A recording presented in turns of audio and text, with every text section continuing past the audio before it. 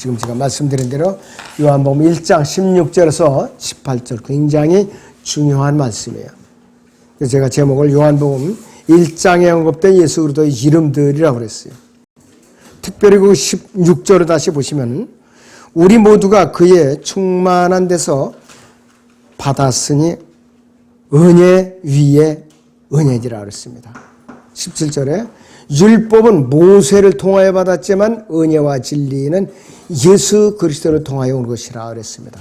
여기에서도 세대적 진리의 한 획을 긋고 있는 것이에요. 모세까지 예수 그리스도 이후 율법으로 은혜로 이렇게 구분이 되는 그 구절이죠.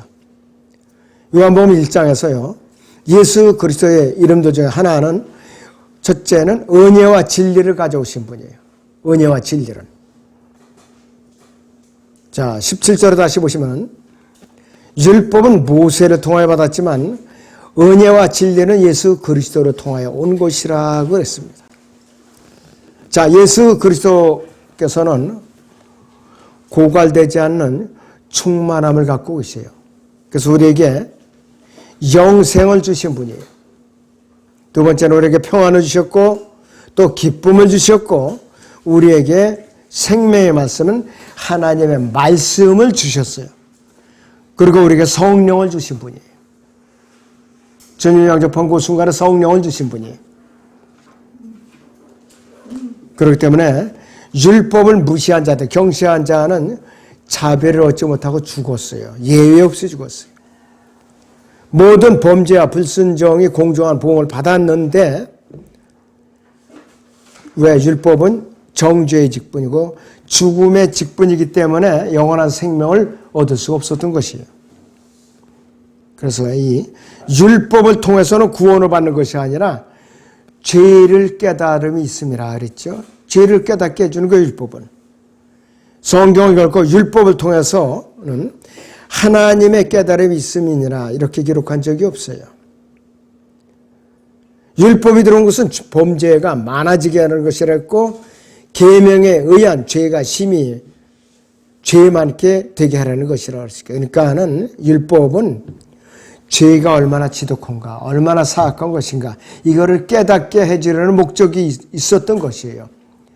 시내 산에서 하나님께서 이스라엘 백성에게 모세를 통해서 율법을 주실 때에 하나님께서 그걸 지키시라고 주신 게 아니에요. 뻔히 못 지킬 걸 아셨어요. 율법을 주신과 동시에 성막을 짓게 하셨어요. 왜? 지키지 못하니까. 지키지 못하면 죽어야 되는 거예요, 바로. 그렇기 때문에 성막을 지어주셔가지고서 그때그때 죄를 짓자마자 제물을 들고 가겠죠. 제단 앞으로 제물을 들고 가고 그 짐승이 대신 죽어서 피를 흘리고 대속을 받았던 것이에요. 율법을 지킬 수가 없었기 때문에 그런 것이에요. 그런데 지금까지도 유대인들은 율법을 지키려고 애를 쓰고 있어요. 참 너무나도 안타까운 일이에요. 로마서 10장 1절부터 4절을 봅니다.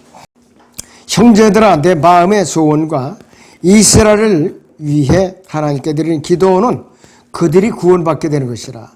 내가 그들에 대해 증거하노니 그들에게는 하나님께 대한 열성은 있으나 지식을 따라 된 것은 아니니라. 이는 그들이 하나님의 의를 모르고 자기들의 의를 세우려 함으로써 그들 스스로 하나님의 의에 복종치 아니하였음이니라. 그리스도께서는 믿는 모든 사람에게 의가 되시고자 율법이 끝이 되셨느니라 그랬습니다. 율법의 마침표를 찍기 위해서 이 땅에서 갈보리 십자가에서 희생제물로 드려지셨는데 유대인들은 예수님을 아직도 거부하고 있어요. 그러니까 어떻게 해서든지 율법을 지켜갖고 버텨보겠다는 뜻이에요. 그 구원은 못 받죠. 그러니까 이들에게는 하나님께 특단의 대책으로 큰 환란을 준비하신 거예요. 남은 자들만은 걸러내갖고 지상왕국으로 데려가시려고 지금 작정을 하신 거예요. 이것은 그들에게 축복이 아니라 너무나도 무서운 저주예요. 이 큰 환란을 어떻게 견뎌내야 할지. 여러분들 유대인들이 지금이라도 마음이 열리도록 간절히 기도하세요. 은혜의 복음을 듣고 한 사람이라도 구원을 받도록 간절히 기도하셔야 돼요. 그들에게 가서 복음을 전하지 못할 망정, 그들을 도와주지 못한 망정, 여러분들 기도는 돈 들어가는 게 아니잖아요. 기도로서 그들이 민족적으로, 개인적으로 마음이 열리도록 기도를 하셔야 돼요. 자, 이 율법은 하나님께서도 죄를 미워하신다는 것과 죄를 응징하시기로 또한 그분의 거룩한 결정을 나타내는 것이에요. 율법과 은혜는 서로 대조를 이루고 있어요. 대조적이에요. 일치될 수가 없어요. 평행선을 달리게끔 돼 있어요. 만약에 율법과 은혜가 서로 만났다, 짝을 이룬다, 이건 보통 사건이 아니죠. 근데 불가능하다 이것이. 자, 율법은 행위를 필요로 합니다. 처음부터 끝까지. 그런데 은혜는 믿음을 필요로 하는 것이요. 행위와 저 믿음 다르죠. 일치될 수가 없어요. 그 다음에 율법은 인간 편에서 움직여요. 그런데 은혜는 하나님 편에서 움직이는 거예요. 그래서 세 번째는 율법은 선한 자를 축복하는 것이지만은 은혜는 악한 자, 용서받을 수 없는 자를 구원하는 것이 은혜예요. 그것이 은혜라 이것이. 또 율법은 행함으로써 받는 보상이지만은 은혜는 값없이 받는 것이에요. 행해야만 받는 것이 율법이에요. 값없이 받는 것이 은혜라 이것이에요. 여러분들 구원도 값없이 은혜를 받았잖아요. 행함으로써 받은 것이 아니에요. 그래서 예수 그리스도께서 오시기 전에도 은혜와 진리가 없었는가? 틀림없이 있었어요. 그리고 은혜는 물론 예수 그리스도께서 이 땅에 오시기 이전에도 있었는데 이 요한복음 1장 16절에서 18절에 본문의 은혜는 특별한 은혜예요. 보통 은혜가 아니라 이것이에요. 또한 이 은혜는 진리를 통하여 온다고 그랬어요. 누구를 통해서? 예수 그리스도라는 진리를 통하여 온다고 그랬어요. 진리를 거부하는 자는 은혜를 거부하는데 이것은 뭐냐? 십자가의 복음을 거부하겠다는 소리예요. 자, 로마서 5장 21절 같이 봅니다. 죄가 군림하여 사망에 이른 것 같이 은혜도 의를 통하여 군림하여 예수 그리스도 우리 주로 인해 영원한 생명에 이르게 하려는 것이니라 그랬습니다. 요한복음 1장에 계시된 예수 그리스도의 두 번째 이름은 독생자라는 이름이에요. 독생자. 그 요한복음 1장 18절입니다. 같이 읽습니다. 시작. 아무도 어느 때나 하나님을 본 사람이 없지만 하나님의 품 안에 계신 독생자 그가 하나님을 분명히 밝히셨느니라 그랬습니다. 하나님께서 온전히 알려질 수 있는 수단은 오직 예수 그리스도 안에서 알려지는 거예요. 예수 그리스도 밖에서 알려지는 것이 아니에요. 자, 성경에서는 아버지의 품 안에 계셨던 예수 그리스도가 아니, 독생자가 아니라 아버지의 품 안에 현재 계시는 것을 말하고 있어요. 이 본문에서요, 품 안에 계신 그랬는데 과거형은 계셨던 이렇게 얘기했죠. 현재는 어떻게 되냐? 계신 또는 계시는 이렇게 되는 것이에요. 영어로는 which is bosom of the father라고 현재 동사로 되어 있어요. 계시는 그 뜻으로 되어 있다 이것이에요. 그래서 이 독생자이신 예수 그리스도께서는 하나님은 몸을 입고서도 이전과 이 몸을 입기 이전에 아버지 하나님과 밀접한 관계를 유지할 수가 있었어요.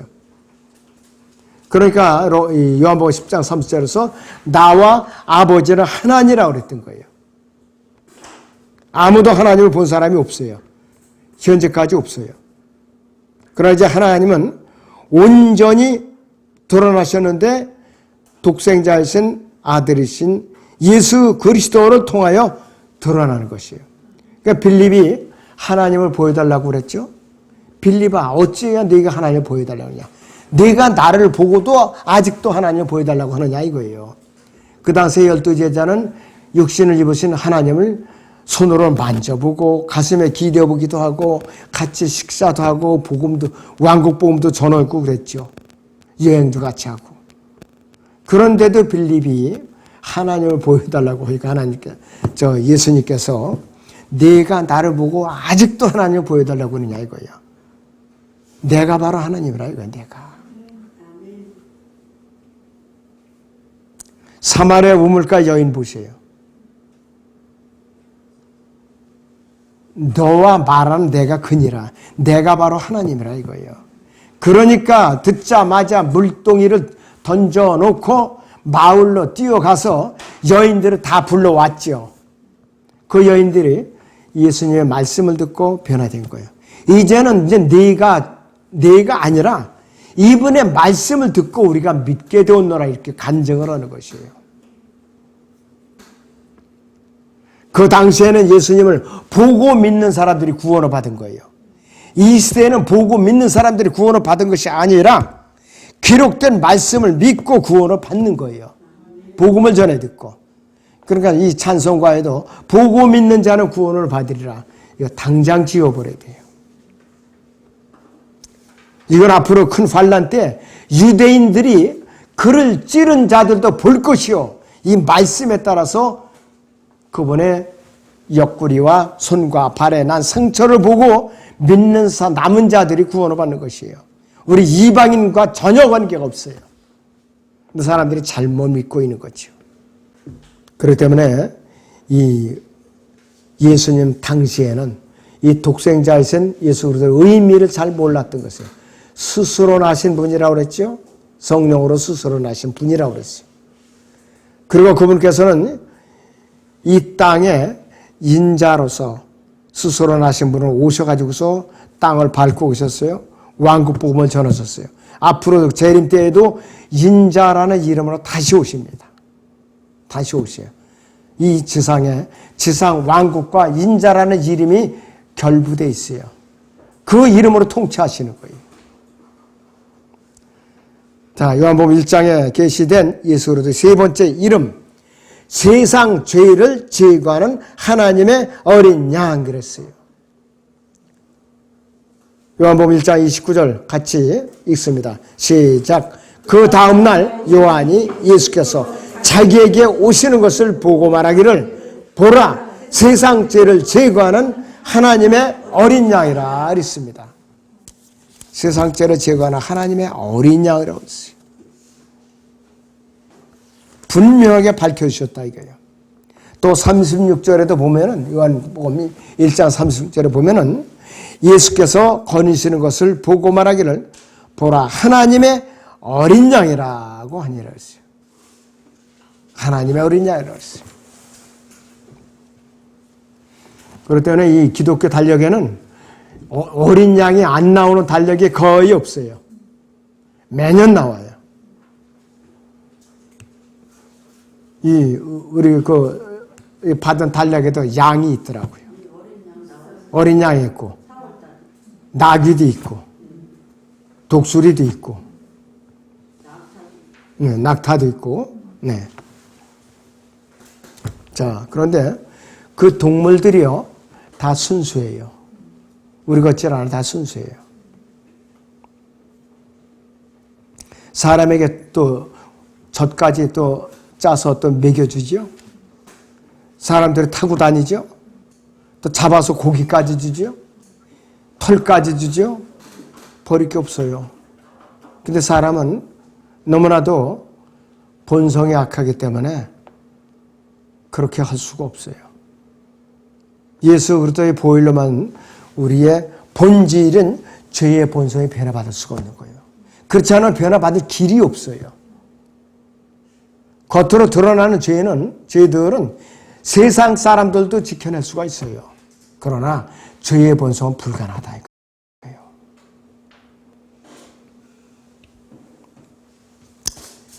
자, 침례 요한이 예수 그리스도를 세상 죄를 제거하는 하나님의 어린 양이라고 마침표를 찍어줬어요.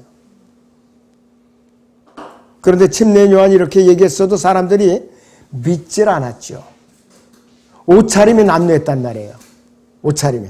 낙타 털로 만든 옷을 입었고 가죽들을 들고 메뚜기의 야생꿀을 먹었고 또 랍비 학교도 나온 적이 없어요. 바리새인에 속하지도 않았어요. 또 사두개인에 속하지도 않았어요. 광야의 위치는 음성이라고만 얘기를 했어요. 더더군다나 그의 메시지를 신뢰를 하지 않은 거예요. 예수 그리스도처럼 손에 키를 든 자라든지 손에 키를 들고 자기의 타작마다가 철저히 정결케 하실 자라든지 세상죄를 지건 하나님의 어린 양이라든지 이렇게 침례인 요한은 소개한 적이 없어요. 다만 광야의 위치는 음성이라고만 말했을 뿐이에요. 이사야 40장을 봅니다. 구약에. 이사야 40장 3절을 봅니다. 광야에서 외치는 자의 음성이 있어 너희는 주의 길을 예비하라. 사막에서 우리 하나님의 대로를 굳게 하라. 모든 골짜기가 솟아오를 것이며 모든 산과 작은 산은 낮아질 것이라. 구부러진 곳이 곱게 되며 울퉁불퉁한 곳들이 평탄케 되리라. 주의 영광에 나타나게 될 것이며 모든 육체가 그것을 함께 보리니 이는 주의 입이 그것을 말씀하셨도다 하는도다 그랬습니다. 침례 요한의 임무는 예수 그리스도께서 오실 대로를 갖다가 평탄 작업을 하는 그 도구였었어요. 그리고 헤롯 왕에서 참수형을 당하는 것이 거기까지가 침례 요한의 마지막 임무예요. 곱게 죽질 못했어요. 참수형을 당했어요. 그런데 예수 그리스도께서는 여자에게서 태어난 사람인데 침례 요한보다 더 큰 사람은 없었느니라고 했어요. 아주 예수님께서도 높이 평가를 해줬어요. 그 당시에 종교 지도자들이 물어봤어요. 침례 요한에 대해서. 요한이 시인하고 부인하지 아니했어요. 시인하기를 나는 그리스도가 아니라 하더라.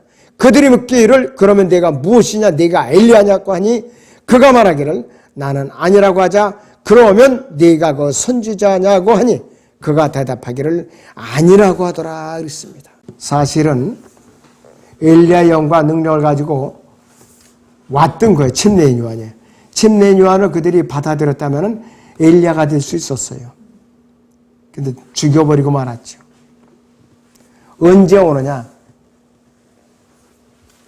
이 큰 환란 중간에 엘리야가 오는 거예요. 그런데 그때는 죽였어도 다시 부활한다 이거예요. 특별한 능력을 가진 사람.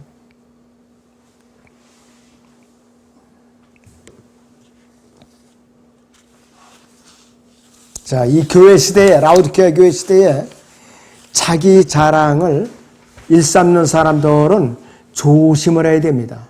특별히 조심을 해야 돼요. 요한복음 1장 22절에서 23절을 봅니다. 같이. 그러므로 그들이 그에게 말하기를 네가 누구냐 우리를 보낸 자들에게 가서 답변하게 하라. 너는 네 자신은 무엇이라고 하느냐고 하니 나는 그가 말하기를 나는 선지자 이사야가 말한 것처럼 주의 길을 곱게 하라. 그 광야에서 외치는 자의 음성이라고 하더라 이랬습니다. 끝까지 자기는 내세우질 않았어요. 음성에 불과하다 그랬어요. 말씀이라고 감히 내세우질 않았어요. 그래서 이 침례 요한은 예루살렘에 있었으면서도 성전에서 외치질 않았죠. 왜?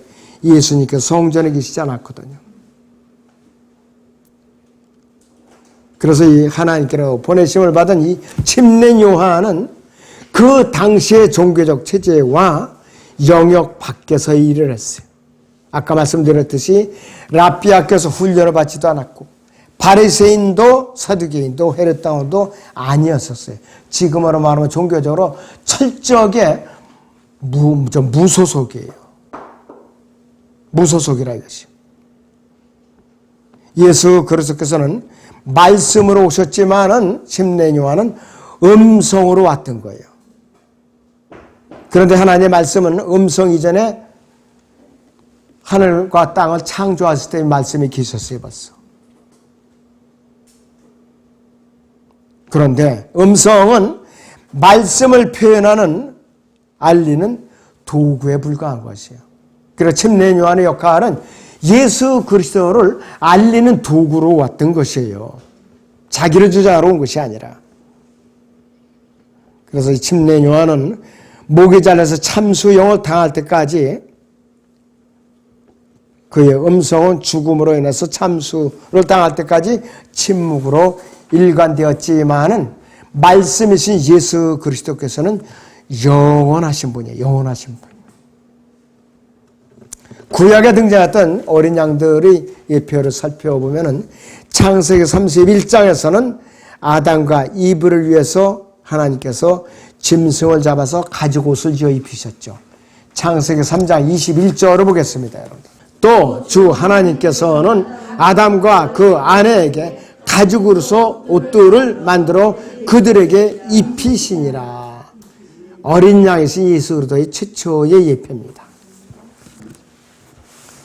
그 다음에 창세기 4장 4절에서는 희생제물로 아벨이 기른 첫 배 새끼를 드렸어요. 창세기 4장 4절을 보겠습니다. 아벨도 자기 양떼 가운데서 첫 배 새끼들과 그 살진 것을 가져왔더니 주께서 아벨과 그의 제물을 받으셨으나 카인과 그의 제물을 받지 아니하셨더라. 그러므로 카인이 몹시 경노하고 안색이 변하더라. 결국은 자기 동생 아벨을 죽이고 말죠. 그럼 아벨의 이 제물은 왜 연락이 되는 거예요? 한 마리 양이 죽어서 피의 제물을 드렸던 거예요. 그래서 주님께 연락이 되었던 것이고, 카인의 제물은 종교적인 제물이에요. 열심히 농사하고 고생을 했는데 추수한 곡물을 드렸던 거예요. 그러니까 하나님께서 피가 없는 제물이기 때문에 안 받으신 거예요. 카인으로 봐서는 인간적인 관점으로는 굉장히 억울한 거예요, 이것이. 죽도록 정성을 다해서 드렸는데 내 제물을 안 받아주십니까 하고. 그래서 앙심을 품고 이 아벨을 죽여버리고 말았죠. 아벨은 최초의 예수 그리스도의 예표였다. 그 다음에 창세기 22장 8절에서는 개역성경과 우리 성경이 어떻게 다른가 제가 비교를 해드리죠. 창세기 22장 8절을 봅니다. 아브라함이 말하기를 내 아들아 하나님께서 자신을 번제에 쓸 어린 양으로 마련하실 것이라 이랬어요. 자신을 번제에 쓸 어린 양으로 마련하실 것이라 그랬습니다. 하나님 자신이에요. 그러게 뭐예요? 예수 그리스도란 말이에요, 바로. 그런데 개역성경을 보니까 어떻게 되느냐? 하나님이 자기를 위하여 친히 준비하시리라고 그랬어요. 다르죠? 자신을 번제에 쓸 어린 양으로 준비하시리라는 것과 또 개역성경이 있는 대로 하나님이 자기를 위하여 친히 준비하시리라 그랬어요. 그러면 이게 뭐예요? 예수 그리스도를 빼놓은 거예요, 한마디로. 굉장히 중요한 교훈이에요. 심각한 변개예요, 이것이.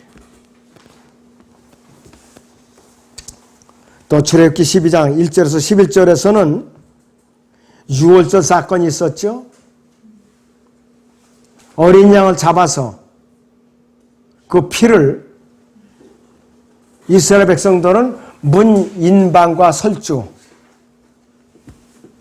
발랐죠. 피의 양과는 관련이 없어요. 빗방울이 줄줄 떨어지게 발랐던 몇 방울만 묻혔던 상관없어요. 심판을 행하는 이 죽음의 세력을 가진 자가 피를 보고 건너뛴 거예요. 이때는 파로의 장자부터 시작했고 동물의 첫 배까지 다 쳐서 죽였죠. 다 쳐서 죽였어요. 여러분들 구원받을 때요, 어떤 사람들은 너무 감격스러워가지고서 기뻐하고 춤추는 사람이 있고, 기쁘면 눈물을 흘리는 사람이 있고, 찬양을 부르는 사람이 있고, 그냥 맹맹한 사람이 있어요. 이것을 문 인방과 설주로 비교한다면 피의 양이 얼마나 묻었냐고 관계가 없다는 소리예요. 감정에 좌우되면 안 되네요. 구원받는 것은. 성경적인 교리에 의해서 내가 영접해서 확실하게 구원을 받은 겁니다. 근데 대개 그렇게 철저하게 감정적으로 구원을 받았던 사람들이 대부분이 어느 날 보니까 교회에 안 나와요. 믿음을 저버리고 세상에 가 있는 거예요. 세상에 가 있어. 그리고 자기가 영접한 방식대로 감정대로 주님을 영접하지 않으면 너 구원받은 것이 아니야. 너 성경 몇 장 몇 절에 피가 없는 구절이야. 아니야. 이렇게 하고 사람들을 부정하고 윽박지르고 구원받은 사람들을 실족시키는 거예요.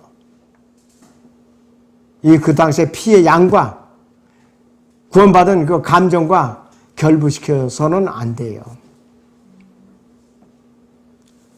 많은 사람들이 그 짓을 하고 영접한 사람들을 실족시키는 일이 일어났던 거예요. 그 다음에 이사야 53장 7절에서는 그 양이 인격화돼서 나타납니다. 이사야 53장을 잠깐 보겠습니다. 여러분. 1절부터 3절까지를 제가 먼저 보죠. 우리의 전한 것을 누가 믿었으며 주의 팔이 누구에게 나타났냐. 이는 그가 그 앞에서 연한 싹 같고 마른 땅에서 나온 뿌리같이 자랄 것이며 그는 모양도 우아함도 없으시니 우리가 볼 때 그는 흠모할 아름다움도 없습니다. 그는 사람들에게서 멸시받고 거부되었으며 슬픔이 사람의 질고에 익숙한 사람이라. 우리가 우리의 얼굴을 그로부터 숨긴 것 같이 그는 멸시받았고 우리는 그를 존중하지 않았도다. 실로 그가 우리의 질고로 지고 우리의 슬픔을 지었는데도 우리는 그가 형벌을 받아 하나님께 맞으며 고난당한 줄로 생각하였도다 그랬습니다. 자, 그런데 어떻게 되었느냐 이것이 10절부터 봅니다. 그를 상하게 하는 것은 주를 기쁘시게 했기에 주께서 그를 고난에 두셨도다. 주께서 그의 혼을 속죄의 제물로 만드실 때 그가 자신의 씨를 버리니 그가 자신의 날들을 늘릴 것이요 주의 기쁨이 그의 손에서 번창하리라. 그가 자기 혼의 고통을 보고 만족하게 되리라. 나의 의로운 종의 자기 지식으로 많은 사람을 의롭게 하리니 이는 그가 그들의 죄악을 담당할 것임이라 그랬습니다. 그러므로 내가 위대한 자와 더불어 한 몫을 그에게 나눠줄 것이며 그가 강한 자들과 더불어 칼치물을 나눌 것이니 이는 그가 자기의 혼을 부어 죽음에 이르게 하였으며 또 그는 범법자들과 더불어 헤아림을 받았으나 그가 많은 사람들의 죄를 지며 범죄자들을 위해 중보를 하였습니다. 그랬습니다. BC 740~50년경을 내다보고 일을 했던 것이 예언을 했던 것이 예수 그리스도께서는 양쪽에 강도들이 달려서 같이 죽었어요. 강도가 예수님을 비난하고 조롱을 했어요. 한 강도는 주여 오늘 나곤에 오늘 주의 왕국에 이르시거든 나를 기억하소서 딱 한마디 신앙 고백을 했어요. 오늘 내가 나와 함께 낙원에 있으리라고 그랬어요. 한쪽 강도는 구원을 받았고 한쪽 강도는 지옥에 갔어요. 그 말 한마디 때문에. 참 얼마나 극대극이냐 이것이요. 그런 말 한마디가 이렇게 중요한 것이요. 너무나도 소중한 것이요. 그리고 아까 말한 대로 요한복음 1장 29절에서는 이사야가 예언했던 이 어린 양이 세상 죄를 제거하는 그 모습으로 나타났던 것이.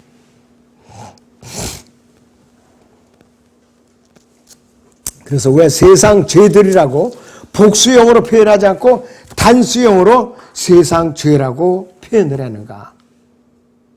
죄들은요, 겉으로 나타난 범죄 행위들이에요. 죄는 인간의 죄성 자체예요. 죄의 본성. 아담과 하와가 하나님 앞에 타락했을 때에 그거 전가된 죄의 본성을 말하는 것이에요. 그래서 예수 그리스도의 피가 아니면은 이 본성을 해결할 방법이 없는 것이에요. 예수님께서는 1차적으로 이것을 해결하기 위해서 오신 것이에요. 나머지 범법 행위들은 우리가 죄를 지을 때마다 예수 그리스도의 이름으로 자백을 하면은 예수 그리스도의 피로써 그때그때 죄 씻음을 받는 것이에요. 그러니까 여러분들이 회개는 평생에 한 번이에요. 리펜트라는 회개는. 내가 죄악된 길로 살다가 어느 날 구원의 복음을 듣고 하나님께로 돌이키신 순간이 회개라고 그러는 것이에요. 평생의 회개는 한 번으로 끝나야 돼요. 두고두고 회개하고 시간마다 회개하고 새벽 기도마다 회개하고 금요 철학 회개하고 이거 구원받지 못한 사람이에요. 그러나 자백은 우리가 살면서 몸의 변화를 받지 못했기 때문에 내가 죄를 지으면은 예수 그리스도의 이름으로 자백을 한다 이거. 그러면 예수 그리스도의 보혈로서 정결케 되는 것이 그때마다 자백은 수시로 일어날 수가 있어요. 회개는 단 한 번이에요, 여러분들. 잊지 마세요, 여러분들. 자, 그리고 이제 예수 그리스도께서는 요한계시록 5장 6절에서는 도살당하였던 것 같은 한 어린 양으로 제시가 되고 있어요. 셋째 하늘에서. 그리고 마지막 이 요한계시록 22장 3절에서는 하나님의 영원한 보좌에 앉아 계시는 영원하게 되신 양으로서 소개가 되고 있죠. 요한계시록 22장 3절을 같이 보겠습니다. 다시는 저주가 없고 하나님과 어린 양의 보좌가 그 안에 있을 것이며 그의 종들이 그를 섬기리니 그들은 그의 얼굴을 볼 것이며 그의 이름이 그들의 이마 위에 있으리라 그랬습니다. 이것이 바로 여러분들의 모습이에요. 어린 양에서 예수님을 우리가 직접 바라보고 있는 것이에요. 어린 양의 이름이 마지막으로 나오는 구절이에요. 여기에서. 그래서 그분께서는 어린 양에서는 그분께서는 단순히 세상 죄를 제거하시는 것뿐만 아니라 담당하시는 것이 아니라 아예 제거하시는 분이라 이거예요. 그래서 시편 103편 12절에서부터는 동이 서에서 먼 것 같이 우리의 죄가는 멀리 옮겨 놓으셨다고 그랬어요.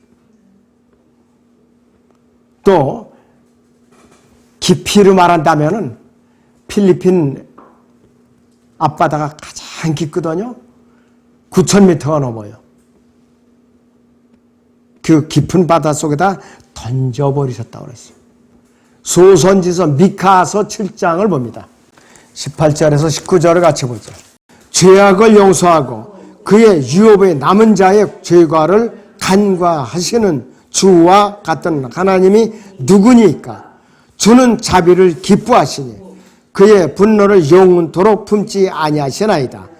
주께서는 다시 돌이키시어 우리에게 긍휼을 베푸시리니 주께서는 우리의 죄악들을 정복하실 것이요 주께서는 그들의 모든 죄들을 바다 깊은 곳에 던지시리다 그랬어요. 그런 분이에요. 바다 깊은 곳에 갈보리 십자가에서 아예 던져버리셨어요. 그러니까 그분을 믿고 영접하면은 우리 본래부터 아담으로부터 타락한 죄의 본질, 죄성과 죄들을 다 주님께서 십자가에 넘겨 받으신다 이거예요. 영접하지 않고 버티니까 내가 내 앞거에다 무거운 죄짐을 짓고 발버둥을 칠 수밖에 없는 것이에요. 그래서 죄를 없애주는 유일한 방법은 흠도 없고 점도 없는 어린 양 같은 그리스도의 보배로운 피로 된 것이라고 그랬어요. 예수 그리스도는 하나님의 피라고 그랬어요. 사람의 피가 아니라고 그랬어요. 사람들이 왜 병원에 다니면서 아주 인류 병원에 다니면서도 왜 죽느냐? 수혈을 하기 때문에 전염이 많이 돼요. 수혈. 여러 사람들부터 수혈을 받았거든요. 완벽한 피가 없어요. 완벽한 피가. 그렇기 때문에 그 피를 통해서도 전염이 되는 거예요. 자, 요한복음 1장에 나오는 예수 그리스도의 네 번째 이름이 있어요. 하나님의 아들이라는 이름이에요. 하나님의 아들이라는 이름이에요. 또 요한이 증거하여 말하기를 나는 성령께서 하늘로부터 비둘기같이 내려와 그분 위에 머무시는 것을 보았노라.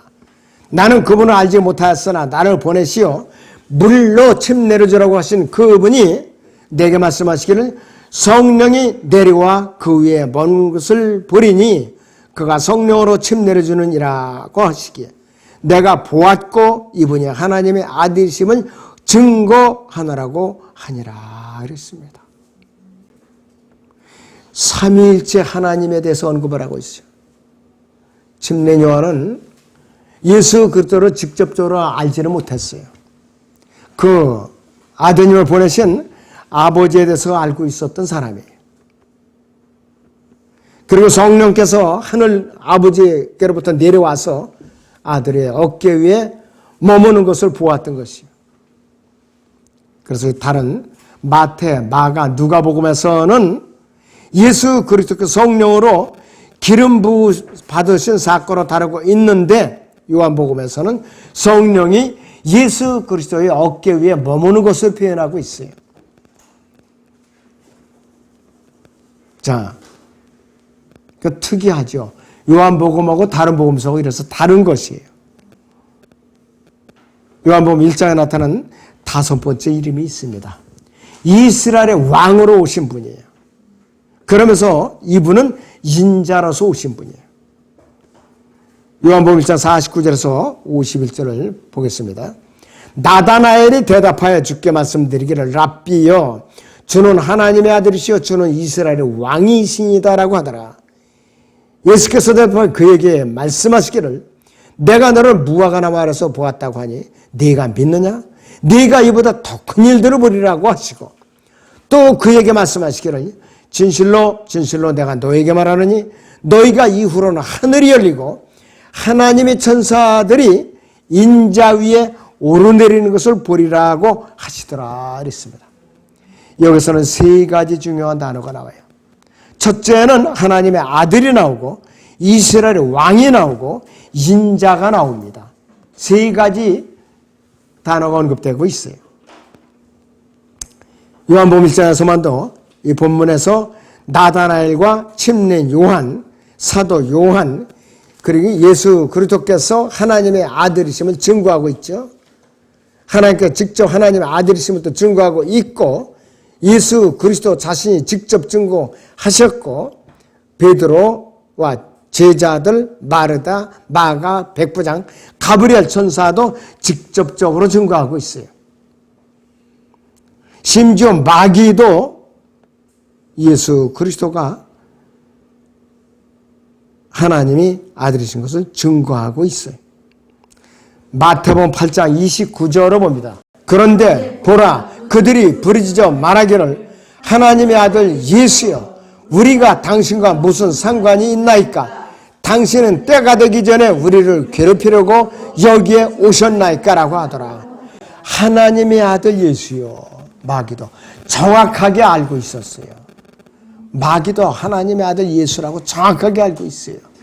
우리보다 더 잘 알아요, 마귀는. 영문이기 때문에.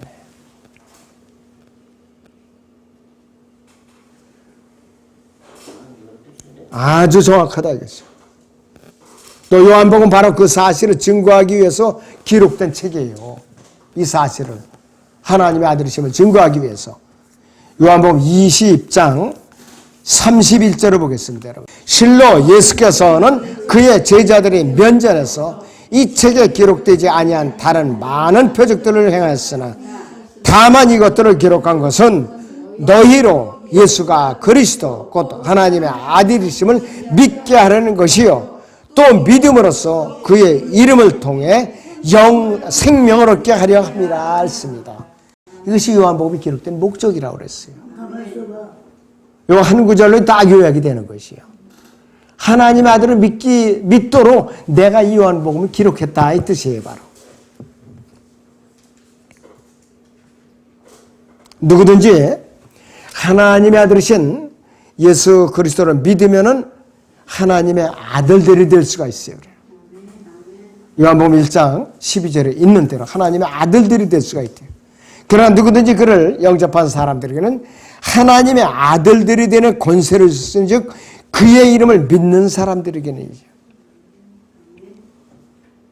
지금 이 순간에 누구든지 예수 그리스도를 내가 주와 구세를 믿고 영접하는 하나님의 아들들 중에 하나가 되는 것이. 그러니까 우리가 변화받으면 예수 그리스도와 똑같은 몸으로 변화되는 것이에요. 똑같은 몸으로. 또 천사와 같이 되는 것이고. 그러니까 구원받는 것이 얼마나 특권인가 이것이. 구약의 하나님은 이스라엘 왕이셨는데요. 그 주라고 그러죠. 로드라는 말, 그 주인데 이 개혁성에서는 여호와라고 그러죠. 자, 그분께서 바로 육신으로 나타나신 예수 그리스도예요. 구약에서 주라고 불리는데 다른 성경에서 여호와라고 부르죠. 마태복음에서는 이걸 증거해 주고 있는데 예수님께서 갈보리 십자가 희생을 앞두고 예루살렘에서 성으로 입성하실 때 백성들이 이스라엘의 왕이라고 외쳤어요. 백성들은 알았던 거예요. 미리 알았어요. 마태복음 21장을 보겠습니다. 자, 여기서 5절부터 보지요. 너희는 시온에 따르게 말하라. 보라, 너희 왕이 네게 오시나니 그는 온유하여 곧 나귀 새끼인 어린 순아기 위에 타셨도다 하였더라 그랬습니다. 자, 그 7절에 그 나귀와 나귀 새끼를 끌고 와서 그 나귀들 위에 자기들이 옷을 얹고 그 위에 줄을 태우더라. 아주 큰 무리가 자기들이 옷을 길에 펴고 또 다른 사람들은 나뭇가지를 꺾어다가 길에 깔더라. 그 무리가 앞서가고 뒤따르며 소리질러 말하기를 다윗의 아들에게 호산나 주의 이름으로 오시는 분은 복이 있도다. 지극히 높은 곳에서 호산나라고 하더라 그랬습니다. 일반 백성들은 예수 그리스도를 메시아 왕으로 받아들인 거예요. 그 당시에. 그런데 종교인들은 거부했죠. 십자가를 못 박혀서 죽이고 말았어요. 인자라는 용어가요. 구약에서는 딱 한 번 쓰였어요. 고딕체 인자가. 다니엘 7장 13절을 봅니다. 내가 밤에 환상대로 보았더니 보라 인자 같은 분이 하늘이 구름들과 함께 오셔서 옛날부터 계신 분께로 오시니 그들이 인자 같은 분을 그분 앞에 안내하였더라 그랬습니다. 인자 같은 분이 육신을 입기 이전에 예수 그리스도이고 옛날부터 계신 분은 하나님이세요. 하나님이세요. 그리고 구약에서 인자라고 단어가 나오는데 그것은 소문자 인자예요. 에스겔을 인자야라고 불렀어요. 에스겔을. 왜? 에스겔은 구약에서 예수 그리스도의 또 예표예요. 그랬던 것이. 근데 신약에서는 예수 그리스도가 이 땅에 그분께 계실 때에 예수 그리스도와 관련해서만 88번이 사용이 됐어요. 인자라는 단어가. 그래서 복음서 외에 세 곳은 예수 그리스도의 재림과만 관련돼서 기록이 된 것이에요. 사도 바울은 이런 연으로 한 번도 바울서신 로마서부터 빌레몬서까지는 인자라는 단어가 단 한 군데도 안 나옵니다. 그래서 인자는 단순한 사람의 아들이 아니에요. 이것은. 하나님으로부터 다스림과 영광과 왕국을 이어받으실 분이기 때문에 인자라는 말을 쓰신 거예요. 그분께 초림 때의 왕으로 오셨는데 유대인들이 받아들이지 않고 갈보리 십자가 못 박아 죽여버렸기 때문에 거부했기 때문에 그분의 영원한 메시아 왕국은 지상 재림 때에 세워지고 다스려질 거예요. 너무나도 참으로 위대한 이름이에요. 그렇기 때문에 요한복음 1장에 나오는 5가지 이름을 여러분들은 잘 명심하시기 바랍니다. 기도하겠습니다.